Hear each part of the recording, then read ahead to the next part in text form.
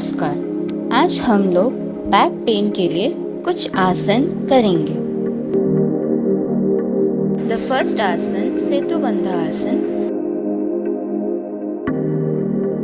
The benefits are strengthens the spine and core, stretches the neck and chest, improves flexibility.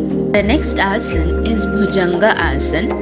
The benefits are it elevates mood, improves digestion and helps to get rid of constipation, increases flexibility, stimulates the thorax, relieves fatigue and stress, improves menstrual irregularities, strengthens the shoulder and arms. The third asan is Markata asan. The benefits are promotes spinal flexibility, tones the abdomen, stimulates the respiratory organ, calms the mind, boosts creativity.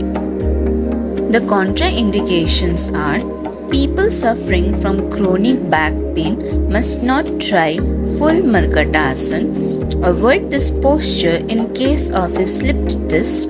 Do not try it if you have pain in the legs or joints. Next asana is cat-cow pose,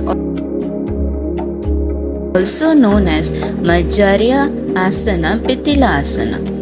The benefits are it activates the adrenal glands, keeps the reproductive organ fit, a great opening of the spine, strengthen the arms and shoulders, deep stretch to the neck, improves flexibility and also helps in improving posture.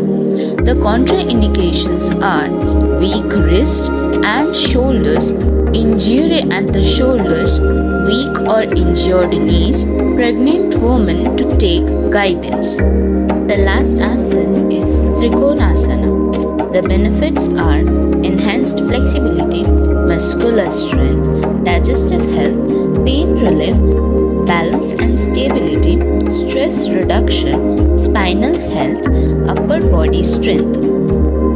The contraindications are people with spinal cord, thigh or ankle injuries should avoid this asana.